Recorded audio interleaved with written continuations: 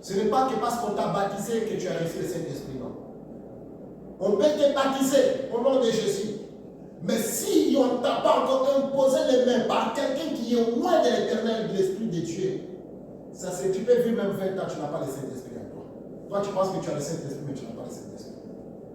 C'est pourquoi ça va que beaucoup de chrétiens, ils sont tantôt à gauche, tantôt à droite. Pourquoi? Parce qu'il n'y avait pas eu d'imposition de mains quand ils étaient baptisés. Vous savez, la preuve en est, prenons celui qui s'appelle chrétien, mais vous le retrouvez demain. On finit de le baptiser comme ça. Demain, il est là-bas avec scole à côté. Prémisse en train de boire à côté. Mais si vous lui posez cette personne la question, il va te dire que oui, je suis baptisé au nom de Jésus. Vous allez voir quelqu'un, il vient de finir d'être baptisé. Mais après une semaine, tu le retrouves avec une copine à côté. Cette personne-là vient d'être baptisée au nom de Jésus, mais en la personne, il n'y a pas le Saint-Esprit. Ce qui est plus important dans la vie d'un enfant de Dieu, c'est l'imposition de l'Esprit Saint en toi. Amen. Parce que si le Saint-Esprit habite en toi, la Bible dit que si vous recevrez cette puissance, vous transformera, il vous changera un autre homme. Amen. Ne soyez pas étonnés quand vous voyez les chrétiens qui passent leur temps à cette boîte de nuit qui est côté ici. C'est ça leur boîte de nuit, je vous dis. Ils viennent passer des temps ici.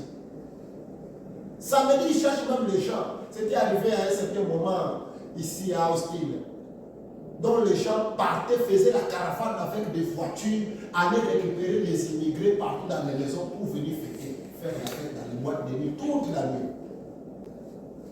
Mais dimanche, ils vont se retrouver à l'église, ils disent que nous sommes des chrétiens. Oui, vous êtes des chrétiens, mais vous n'êtes pas des chrétiens spirituels. Parce que l'Esprit de Dieu n'est pas en vous.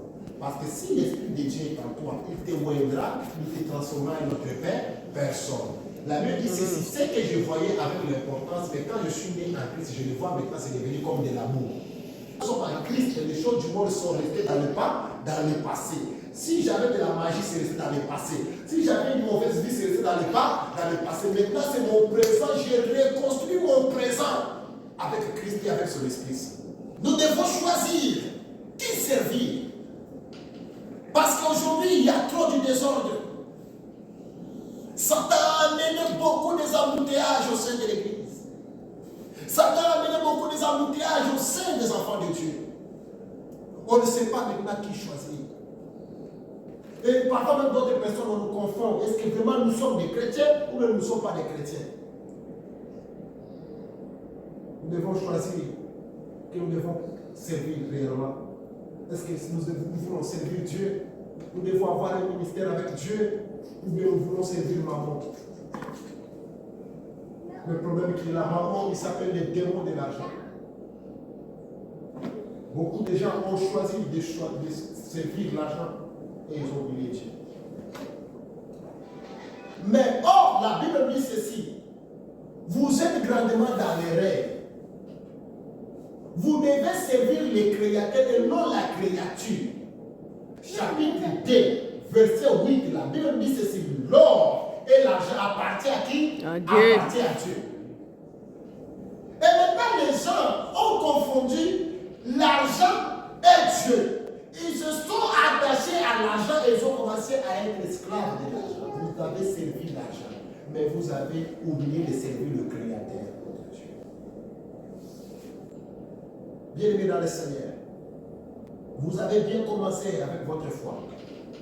La façon que tu priais quand tu étais encore, la façon que tu travaillais pour ton Dieu. Aujourd'hui, est-ce que c'est comme ça que tu travailles? Aujourd'hui, est-ce que c'est comme ça que tu avances? Là où vous partez, je constate une chute à cause de l'argent.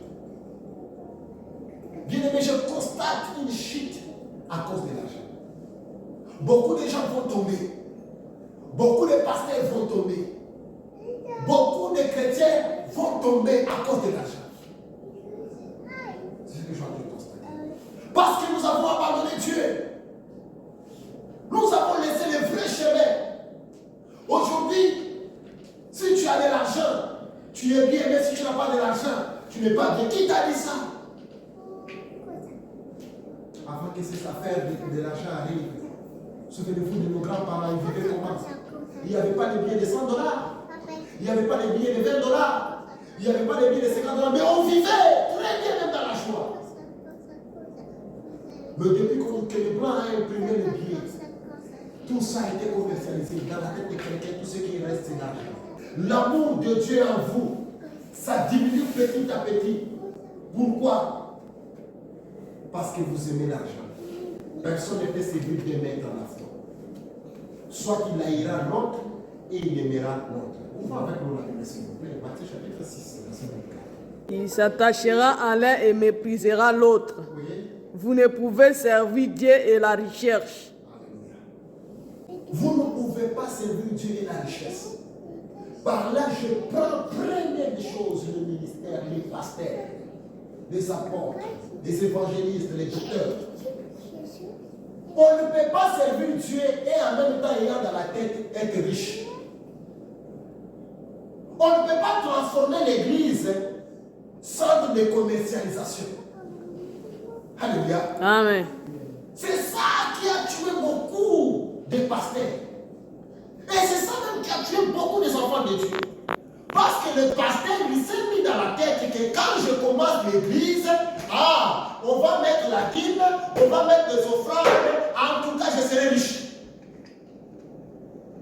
Et pour finir, les gens ne venaient pas beaucoup plus à l'église, ne venaient pas nombreux, les gens sont venus nombreux. Il est parti toucher les fétiches. Pour que les gens puissent venir, parce que son objectif à lui, il a besoin de remplir l'église. Et que quand l'église est remplie, il compte déjà de chaque chaise comme ça, 100 $, 50, 10 $, 20 $, l'argent va entrer, lui il sera riche. Mais Dieu a dit, vous ne pouvez pas me servir et servir aussi même dans la richesse. Amen. Aujourd'hui, où nous en sommes avec ces pasteurs? Où sont les pasteurs